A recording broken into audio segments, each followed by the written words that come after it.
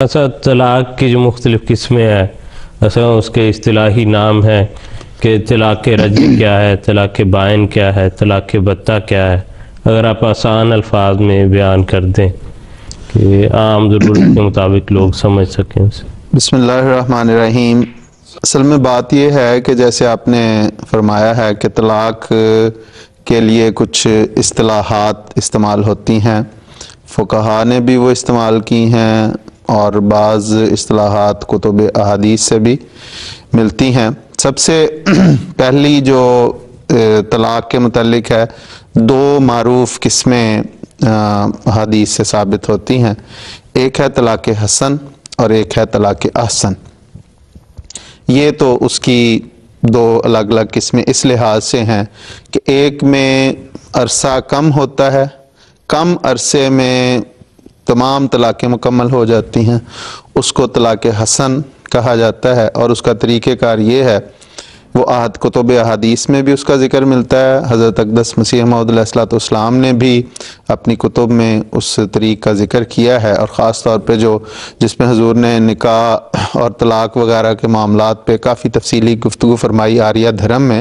حضور کی جو تصنیف لطیف ہے، اس میں حضور نے اس کے بارے میں بڑی تفصیل سے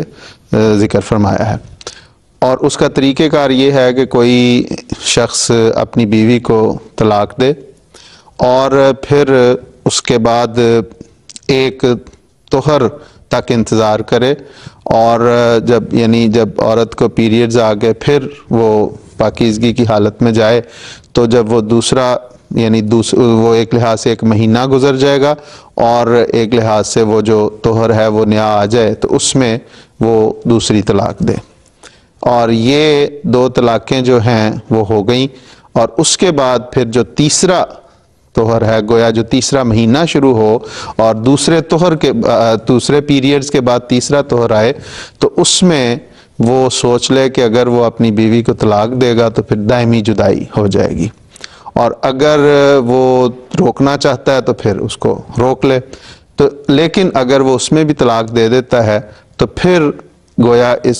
ان 3 مہینوں کے عرصے میں اس نے 3 دفعہ طلاق کہہ کے اپنی بیوی سے ایک دائمی جدائی اختیار کر لی۔ جب وہ تیسری طلاق دے دیتا ہے تو اس کے بعد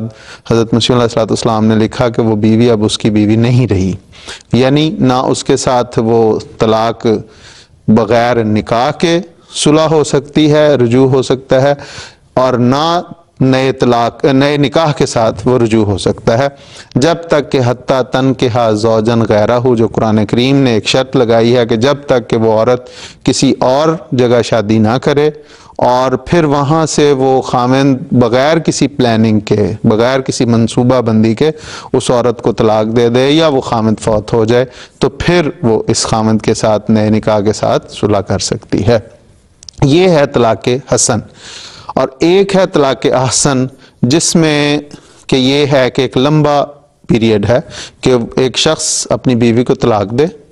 اور اس کے بعد اس کے لیے 3 کرو قرآن کریم نے استعمال کیا، کہ وہ جو کرو ہے وہ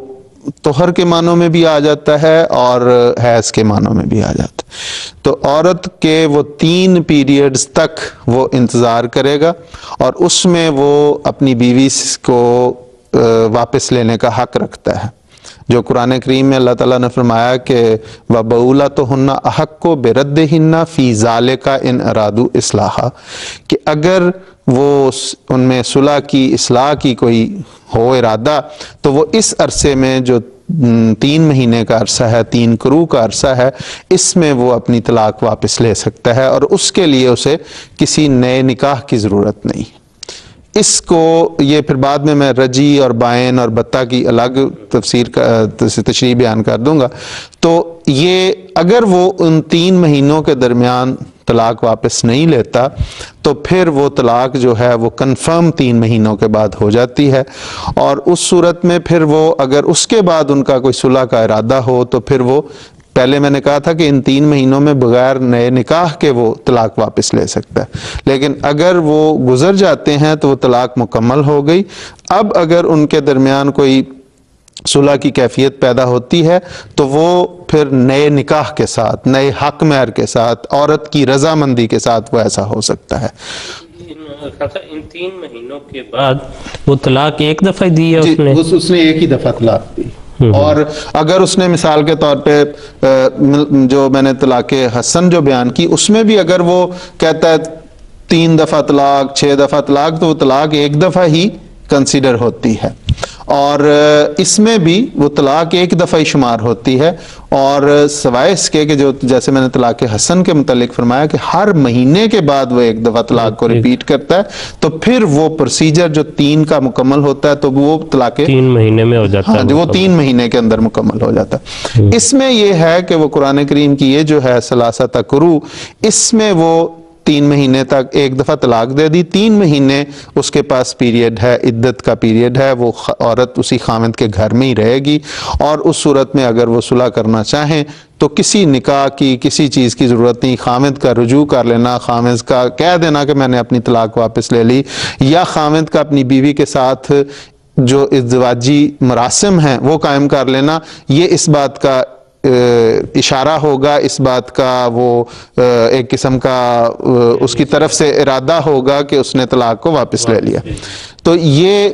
لیکن اگر وہ یہ 3 مہینے کا پیریڈ مکمل ہو جاتا ہے اور اس کے بعد وہ پھر عورت کے ساتھ بغیر نکاح کے صلح نہیں کر سکتا، اگر صلح کی کیفیت پیدا ہوتی ہے، صورت پیدا ہوتی ہے، تو پھر وہ اس عورت کے ساتھ نئے نکاح کے ساتھ کر سکتا۔ اب اس قسم کے جو موقع ہیں اس کے پاس 3 ہیں۔ مثال کے طور پہ اس نے ان 3 مہینوں میں طلاق واپس لے لی، تو وہ ایک دفعہ کی طلاق اس کی کنسیڈر ہو جائے گی، شمار ہو جائے گی، یعنی وہ استعمال کر لیا اس نے اپنا ایک، ہاں جی، گو واپس ہوگی، لیکن اس نے وہ ایک طلاق کا اپنا حق جو ہے، جو خدا تعالیٰ نے اسے 3 طلاق دینے کا حق دیا تھا ایک بیوی کو، اس نے ایک حق استعمال کر لیا۔ یا اگر اس نے رجوع ان 3 مہینے میں بغیر نکاح کے صلح واپس نہیں لی تھی طلاق، 3 مہینے گزرنے کے بعد وہ طلاق جب مکمل ہو گئی، بیوی آزاد ہو گئی، وہ چاہے تو کسی اور جگہ بھی شادی کر سکتی ہے، وہاں پہ اگر ان دونوں فریقین میں، ان دونوں خاندانوں میں پھر صلح کی کیفیت بنتی ہے تو نئے نکاح کے ساتھ وہ رجوع کر لیتا ہے خاوند، اور میاں بیوی میں صلح ہو جاتی ہے، تو پھر بھی ہم کہیں گے کہ وہ اس کی ایک طلاق شمار ہو گئی، اس نے ایک اپنا حق استعمال کر لیا، اب دوبارہ ان کی خانہ آبادی ہوگی۔ اب اس کے بعد پھر ان کے درمیان اگر کیفیت ہوتی، چاہے وہ 2 دن کے بعد ہو، چاہے 10 سال کے بعد ہو، چاہے 20 سال کے بعد ہو، پھر اگر وہ طلاق دیتا ہے تو پھر اس کے پاس 3 مہینے کا عرصہ ہے، وہی اسی طرح کہ اگر ان 3 مہینوں میں وہ 3 قروء کے اندر وہ چاہے تو بغیر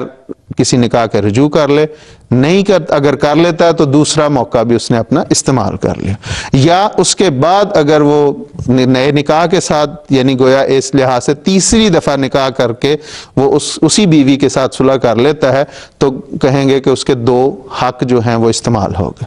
پھر اس کے بعد چاہے وہ 10 دن ہو، چاہے 20 دن ہو، چاہے مہینہ ہو، چاہے 20 سال ہو، پھر اگر ان کے درمیان طلاق کی کیفیت پیدا ہوئی تو پھر اب نہ وہ اس میں بغیر نکاح کے رجوع کر سکتا ہے، اور نہ ہی عدت مکمل ہونے پہ نئے نکاح کے ساتھ رجوع کر سکتا ہے۔ پھر وہ اس پہ وہی شرط حتیٰ تنکحہ زوجا غیرہ والی لگے گی کہ وہ عورت کسی اور جگہ شادی کرے گی وہاں بغیر پلاننگ کے، وہاں سے اس کی علیحدگی ہو جاتی ہے، وہاں وہ خاوند فوت ہو جاتا ہے، تو پھر اس خاوند کے ساتھ نئے نکاح کے ساتھ وہ صلح خانہ آبادی کر سکتی ہے۔ اس طریقے کو طلاق احسن اس لیے کہتے ہیں کہ اس میں ایک لمبا پیریڈ ہے، لمبا عرصہ ہے، اور مختلف مواقع ہیں۔ مواقع تو خیر اتنے ہی ہیں، 3 ہی ہیں، لیکن اس میں عرصہ لمبا ہے، اور اس میں بعض اوقات یہ بھی ہوتا ہے کہ ایک میاں بیوی میں طلاق ہوئی، ان کے درمیان وہ علیحدگی ہو گئی، وہ 3 مہینے گزر کے کنفرم ہو گئی، اور پھر اس کے بعد بچے وہ الگ الگ رہنے لگ گئے، بچے بڑے ہو گئے۔ مجھے خود ایسے کیسز کا پتہ ہے کہ 20 سال کے بعد جب بچے بڑے ہو گئے تو انہوں نے چاہا کہ ہمارے والدین اب